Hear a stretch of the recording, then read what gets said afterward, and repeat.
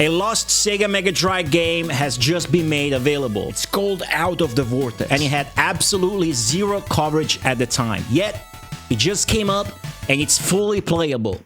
Kind of. At the end of the video, I'll teach you how to avoid the bugs, so you can play it yourself. Out of the Vortex, that's the game's name. It had been in development for a year and a half before being cancelled while almost completed. Why is that? How do we now magically have it? And why was it cancelled?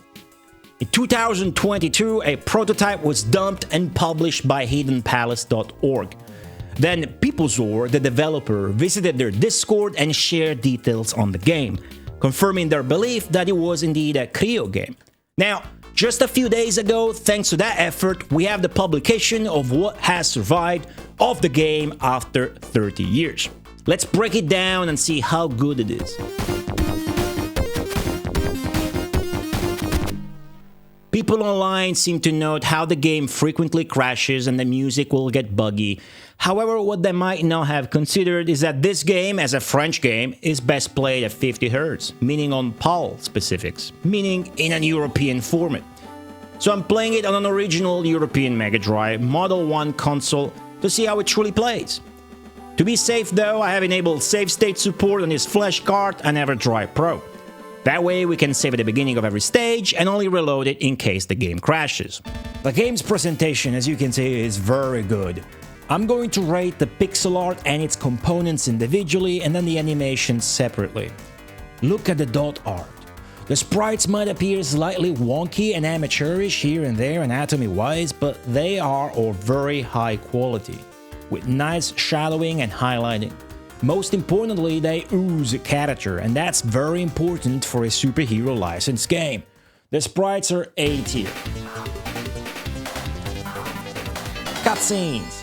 Each character ends up having 3 different portraits. This one's used in dialogues that obviously did not get to be proofread before the game's cancellation. However, it's the intro that really shines. Look at these cutscenes, dude. You get an exceptionally lengthy intro, especially for the genre, which then culminates into the presentation of one of the superheroes. If you wait for the intro to loop, you will get a different superhero introduction each time. This is really impressive and just about outstanding in every way. Look at the scrolling panels, parallax scrolling even, the write-on text, a glowing effect for what's the Vortex's barrier, and just, you know, animation. The cutscenes go above and beyond, so they are S tier.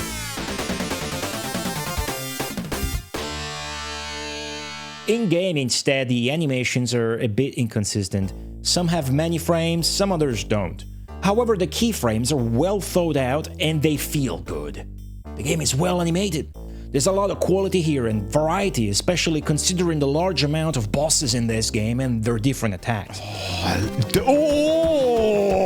The most satisfying thing has to be the back throw you can do as X, but barbed wire's ground attack is also badass. Animations, A tier. The backgrounds are also very good, some of them a bit less colorful to look at, but mostly they're compelling and exciting. They manage a good use of color for the Mega Drive's limited palette, while keeping the game on the dark tones of the comics. A tier.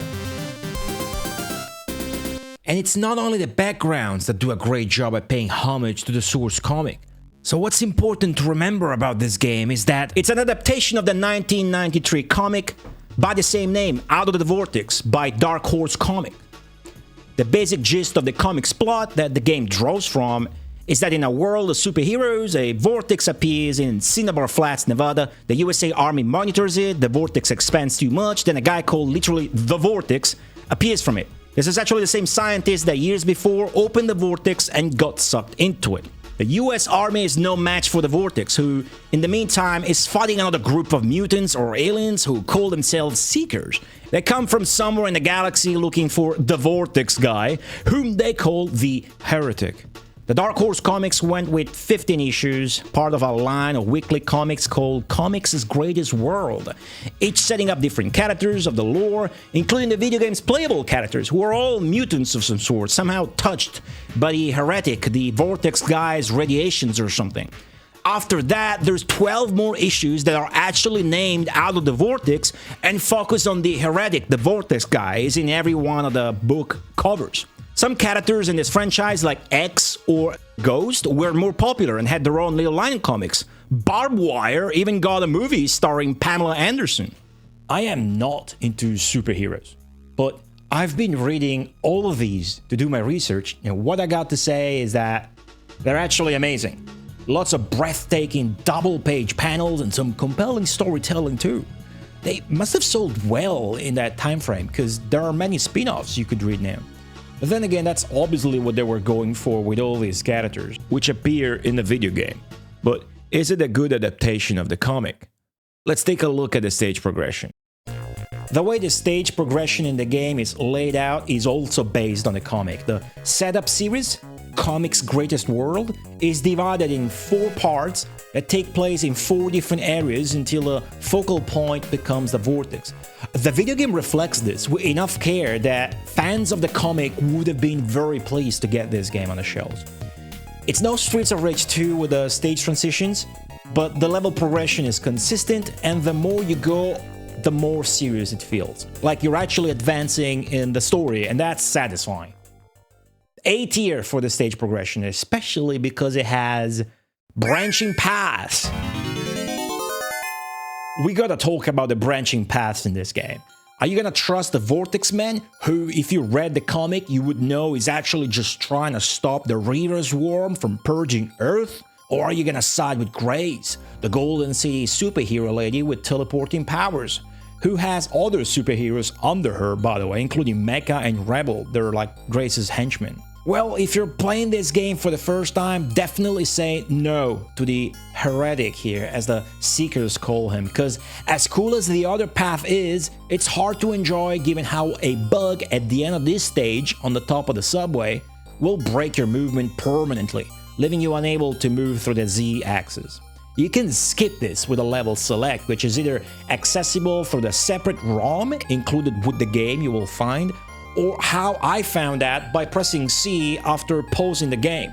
This will reset the game, and then the level select screen will just appear after you select a character. By the way, you can also press A while pausing to kill every enemy on screen. That's some debug stuff left in this near finished version, I guess. Here's a minute of condensed lore about the developers who couldn't finish this game. They actually played a significant role in video game history.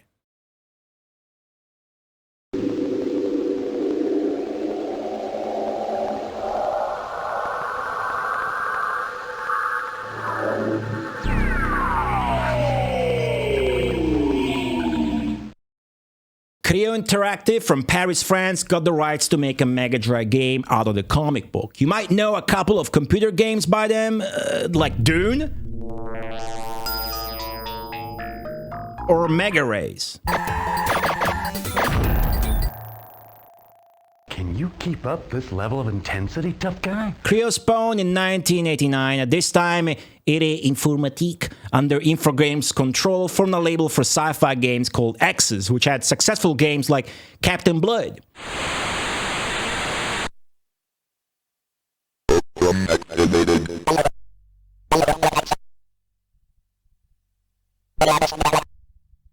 Still, there were financial and creative problems, and key members left to form Creo Interactive Entertainment. Creo soon started a deal with Virgin, and after their first little game, X-Taze, in 1990,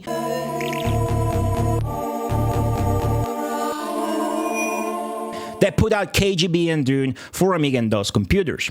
Dune was a big early success for Creo and their most popular game to date. And now, let's fast forward back to Out of the Vortex, their cancelled Mega Drive beat-em-up.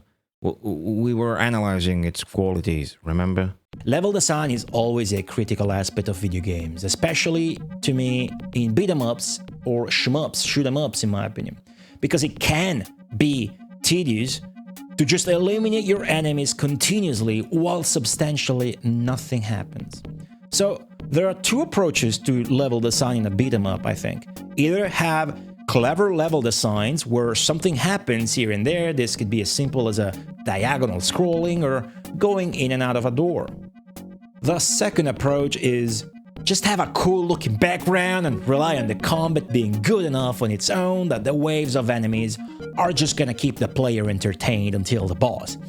This game does the latter and does it well. I can't say I get bored at all, I'm actually addicted to this game. One small critique would be the elevator stage. Yes, it is the one section where they actually had some level design, but you go through it again after being Ghost, and it's a bit repetitive. Despite my big praise, the approach instead, where stuff actually happens during the levels, is superior to just having a repeating background, so the level design is C tier. But if the level design isn't that good because there simply isn't much of it, how is the pace? You know, level design and pace go hand in hand, and if they're bad, you undoubtedly have a bad beat 'em up. The pace is good. It isn't a fast pace though, as the waves of enemies are numerous, but clearing them does not get old. Enemies have little health, and crowd control feels good, especially as X, whose throws can hit the most enemies at once. Also, as said, getting through the stages in Out of the Vortex is a satisfying progression despite the big game length. It's about 1 hour and 30 minutes. The pace is good, although it'll be more appreciated by hardcore beat-em-up enjoyers. A tier. Let's talk about the enemies.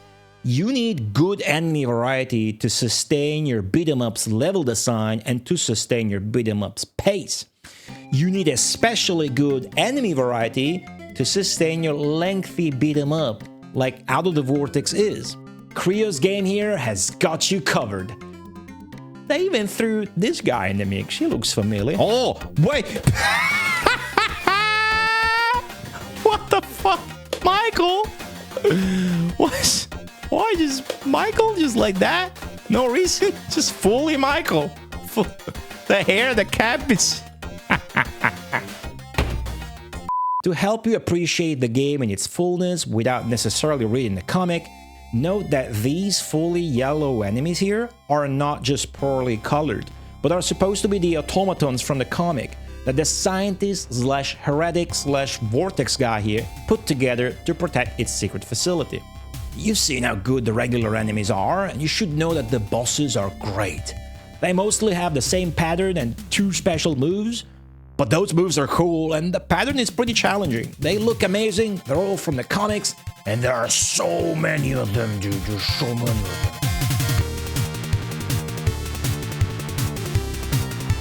The enemy behavior should be mentioned here, like the AI and what happens with the enemies. The AI isn't particularly sophisticated, but the behavior can change drastically, with guns shot at you, grenades thrown at your feet, skateboard kids doing yo-yo tricks on you, video game Michael Jackson being video game Michael Jackson, and this mime. Look at this mime. Just for that mime alone, enemy variety, double S, God tier. We talked about the enemies, let's talk about the playable characters and their movesets. The moves from the bosses are cool, but what about yours? You can have a good beat 'em up with just a single punch attack, I think, as long as the surrounding design supports that. In this game, the moveset is good. You have a jab, a combo from the grab, 3 different throws, a ground attack, 2 different specials, and you got fatalities. Yeah, this game has fatalities you can perform on bosses.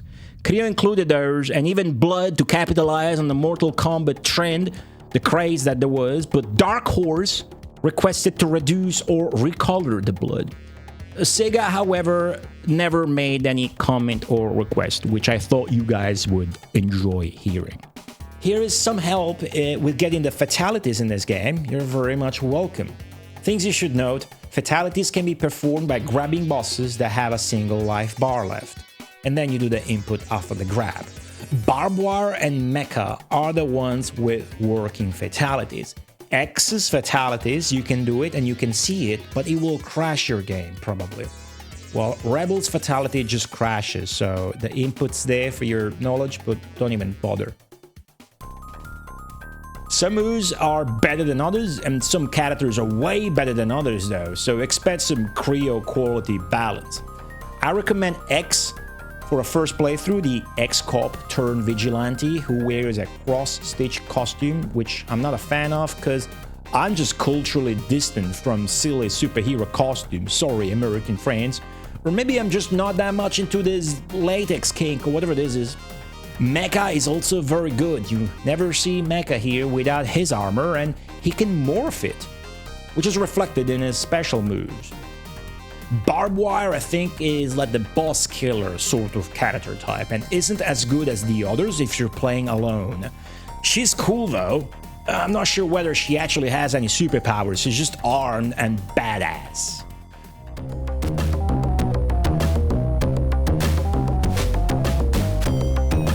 And then there is the one all the girls fell for in Golden City.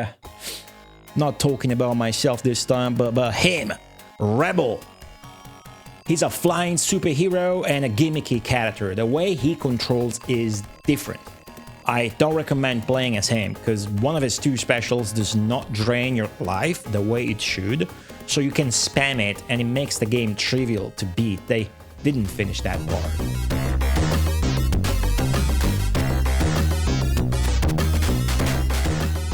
Something I would have liked, I think, from the character design, mechanically wise, is maybe a bigger difference in their movement speed. Mecha and Barbed Wire move pretty much at the same speed. Our girl does have this slide though, so that's good. Overall, the character's variety and balance are extremely interesting. The movesets are great, and you'll find yourself using most of your moves with each character. Characters and movesets, S tier. Right, we've seen some inputs, we look at the moves, but how do they feel? How does the game control? Is it fun? It's very much fun, I think you can tell by my face, but you might not like it as much as I do.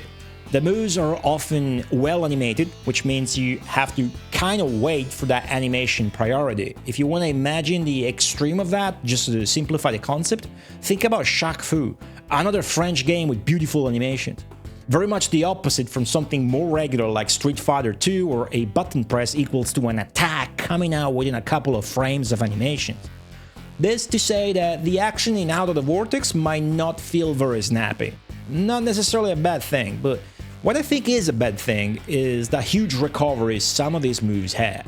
The back attacks, for example, they're pretty unusable because of that, except Mecha's, which is a badass double grab. Even the jab has a big recovery. I don't know about that. Rating the game now on a technical level will put control satisfaction on the B tier. Now, for proper control satisfaction, you need to feel pleasure at every button press. And what better way to do that than with an arcade stick? You could use a better one on an emulator.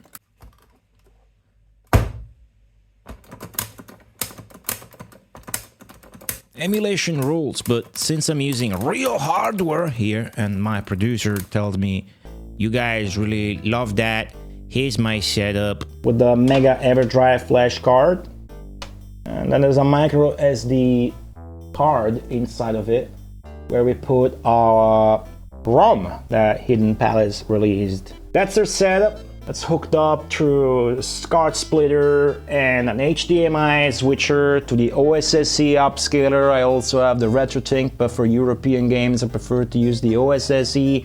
And then one signal goes over there. Sorry about the flickering, but again we're running this in 50 Hz, so it crashes less.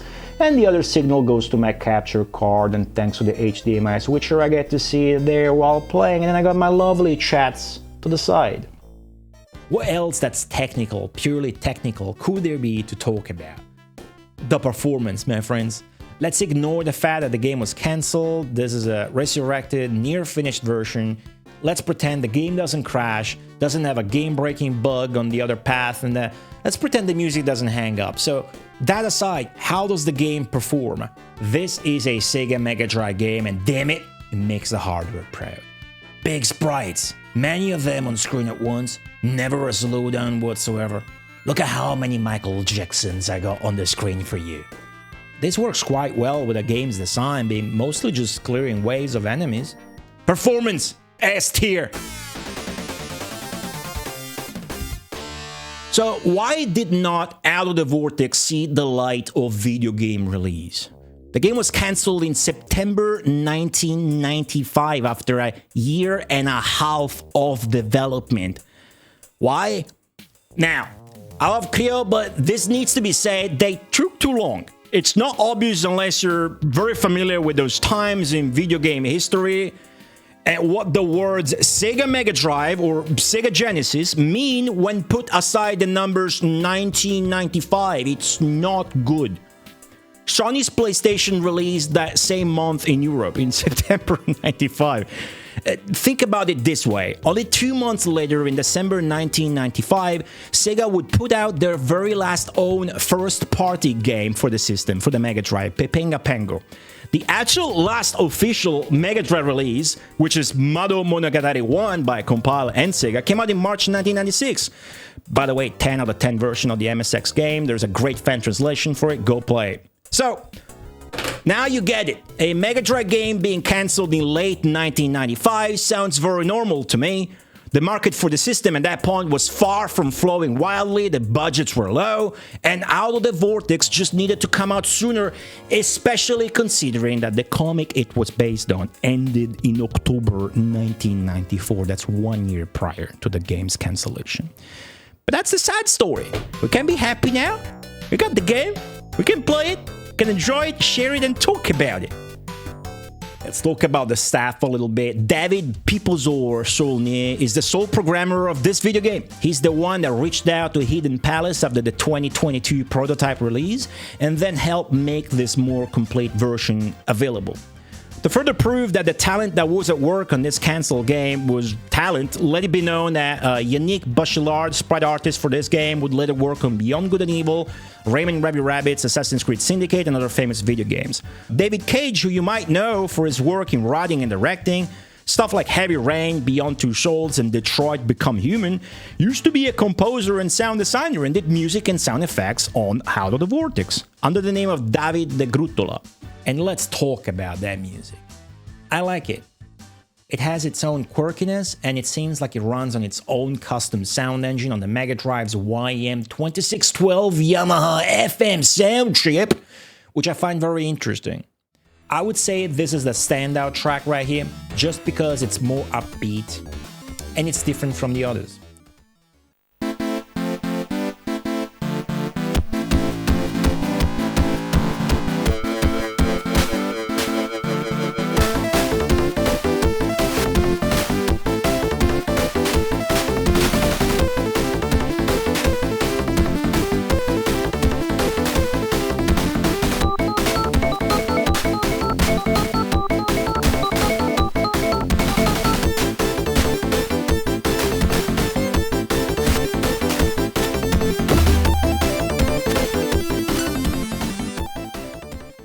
However, it lacks instrument variety. The whole soundtrack does. If you listen to one song, you've basically heard all of the instruments in this game. You can make the argument that the game is not fully finished, and given how buggy the music is, it was going to be better. But I would disagree.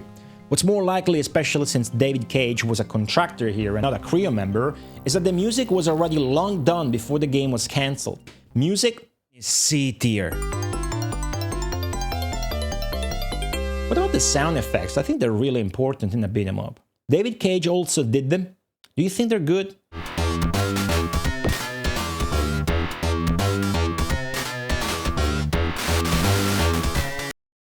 They're not good. They lack punch and don't make playing the game more satisfying. At least not enough so to be considered good beat 'em up sound effects. Luckily, punching enemies is still ultra gratifying in this game thanks to the ability to hit many enemies at once, the stun frames resulting from that, and a light screen shake which even triggers some background effects. Look at how cool this game is!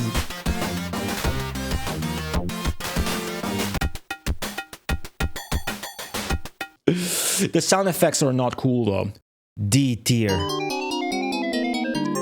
And now, final game rating! This was going to be a 1995 release at best, so it would have justified its late release with a lengthy amount of content, Many bosses, 4 playable characters, good use of color, animated backgrounds, big intro cutscenes, text, dialogue, a final boss who's bold.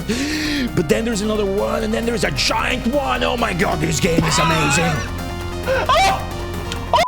The game is A tier. A like a great game.